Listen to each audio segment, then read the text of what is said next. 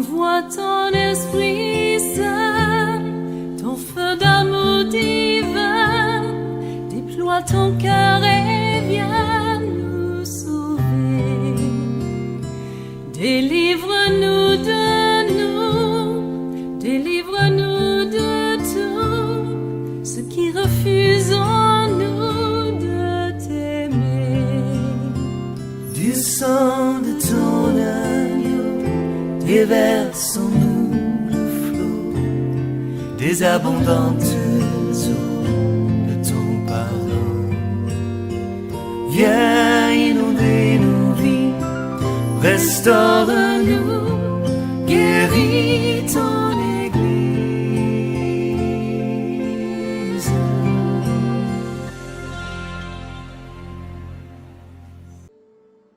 Merci Seigneur. Notre cher président, qu'on appelle fondateur du pays, a bâti, construit des universités.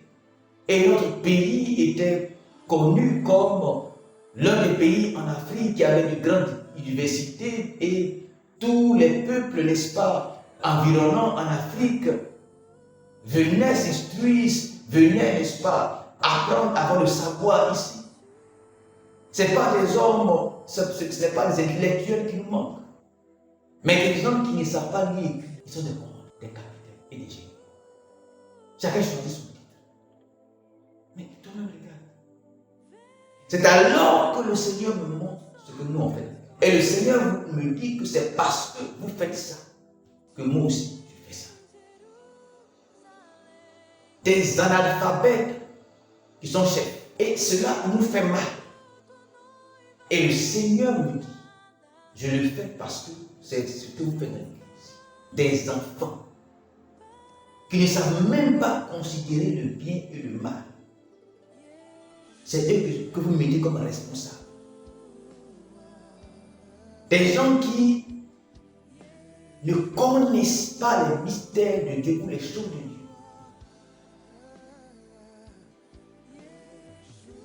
Si vous mettez des enfants comme responsables, enfants responsables dans l'église, n'est pas forcément une question d'âge, mais d'immaturité. Si vous confiez mon église à des immatures, à des irresponsables, je vais confier votre pays à des irresponsables. Et ça me fait mal.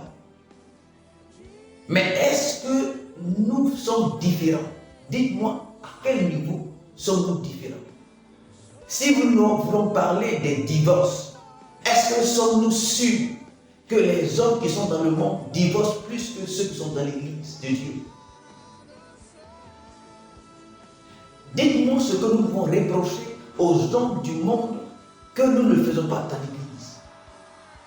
La mafia, les mafias dans l'église, des groupes dans l'église qui détruisent les leaders tueurs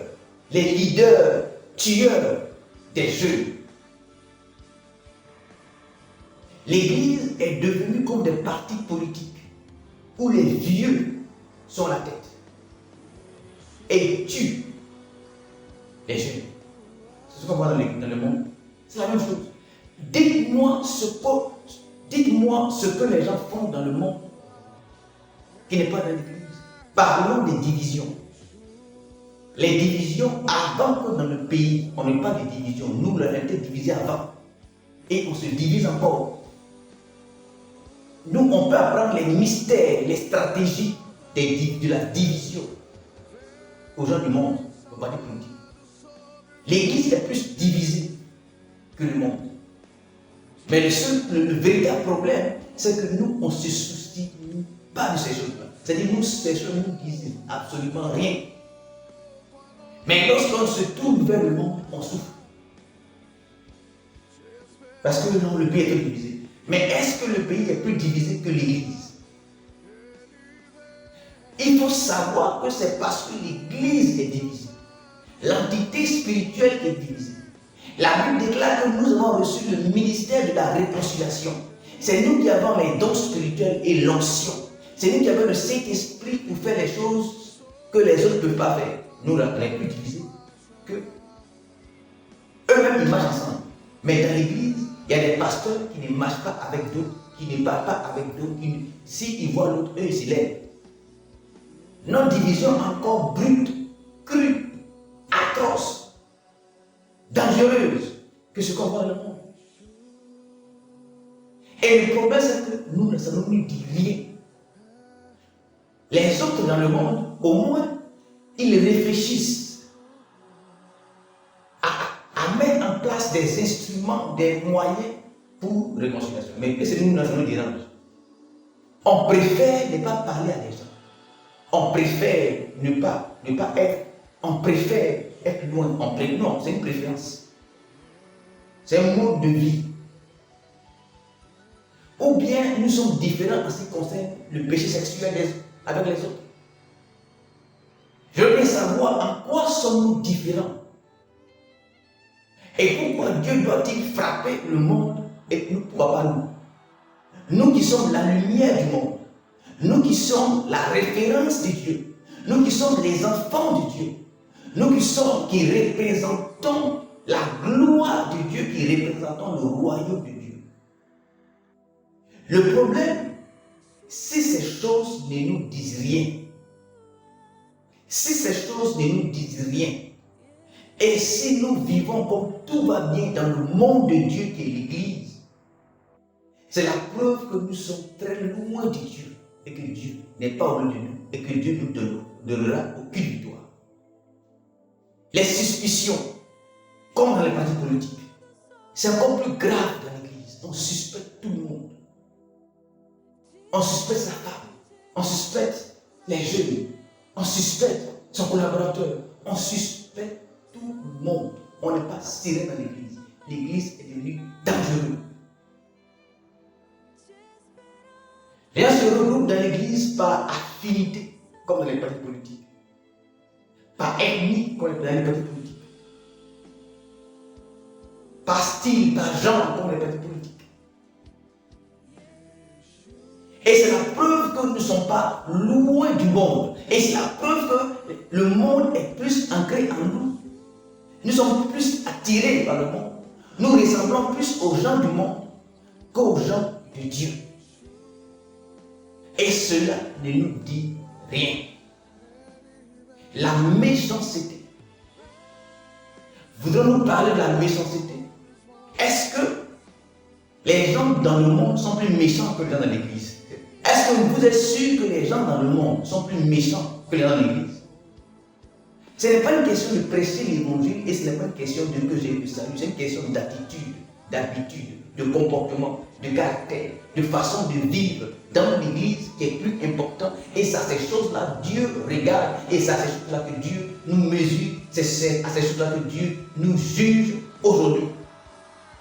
Est-ce que nous sommes meilleurs, plus meilleurs que les gens dans le monde? Est-ce que nous sommes sûrs?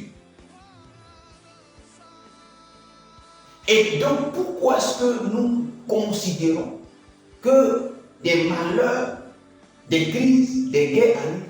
Parce que les gens sont mauvais. Est-ce que nous sommes mieux? Nous qui sommes censés être mieux. Nous qui avons les lois de Dieu. Je précise pour dire que les gens du monde ne transgressent pas la loi de Dieu. C'est nous qui transgressons la loi de Dieu. C'est à nous que la loi de Dieu est soumise et non aux autres. Alléluia. Est-ce que dans notre église, il y a la vérité? Moi-même dans l'église, on m'a combattu à cause de la vérité. On dit j'aime trop la vérité. Je suis en train de faire ce que j'ai appelé le pays, le reflet de l'église. Notre pays est le reflet de l'église. Tout ce qui se passe dans notre pays, c'est dans l'église. Les divisions, c'est dans l'église. L'amour de l'argent, c'est dans l'église. Le péché du sexe, c'est dans l'église. La méchanceté, c'est dans l'église. Et quand je dis c'est dans l'église, je ne passe pas ce ne sont pas des fidèles, mais Dieu regarde surtout aux pasteurs. Nous parlerons de la solution. Qu'est-ce que Dieu attend de nous aujourd'hui? Si nous sommes dans cette posture, Dieu ne nous donnera aucune victoire à l'Église. C'est la posture, c'est dans cette posture qu'était Israël hier. Au lieu de produire des fruits dignes de la repentance, ils ont produit de mauvais fruits et Dieu les a rejetés. Dieu n'était plus avec eux. Jésus revient bientôt et Jésus regarde aux fruits que nous produisons, aux choses que nous faisons. Il ne s'agit pas de dire oui à Jésus hier et de marcher dans la désobéissance aujourd'hui. Le peuple de Dieu en Égypte a dit oui à Dieu. Le peuple de Dieu en Égypte a décidé de suivre Dieu. Ils ont décidé. C'est l'image de notre conversion où nous décidons dans le monde. Le peuple de Dieu a dit oui. Ils ont fait une très grande déclaration à la face du monde, devant Satan, devant Dieu et ses anges, devant les démons, etc. dans le monde. Et avec Moïse, ils ont traversé, n'est-ce pas, la frontière entre le monde et l'Église, n'est-ce pas? Et ils sont arrivés de l'autre côté. Alléluia. Ensuite, Dieu leur a donné ses prescriptions, ses ordonnances, sa parole qui est son joug. Il dit, prenez mon joug, respectez ce qui est dedans, et ils ont décidé de ne plus les respecter. Ceux du monde sont restés dans le monde, dans la désobéissance à la parole de Dieu. Eux, ils ne marchent pas alors selon la parole de Dieu. Mais ceux qui ont décidé de dire oui à Dieu, qui ont décidé de marcher selon la parole de Dieu, ont franchi la mer Rouge, affranchi la mer Rouge, n'est-ce pas, passé de l'autre côté, et ils ont décidé de se rébeller. C'est ce qu'on appelle la rébellion. La Bible déclare que ceux dans le monde marchent, n'est-ce pas, dans la rébellion. Mais lorsque toi, tu décides de marcher selon les valeurs de Dieu, les règles, la parole donc de Dieu, et que tu viens endurcir ton cœur dans le désert qui est l'image de l'Église, tu es dans la même posture de ceux d'hier. Et donc, si le refus d'écouter Moïse, n'est-ce pas, a été, si donc ce refus-là, la conséquence de ce refus-là a été la mort, il faut savoir que la conséquence de la désobéissance, de toute désobéissance, que tu sois en Égypte, que tu sois dans le désert, que tu sois dans le monde, que tu sois dans l'Église, c'est une désobéissance. Et cette désobéissance conduit à la mort.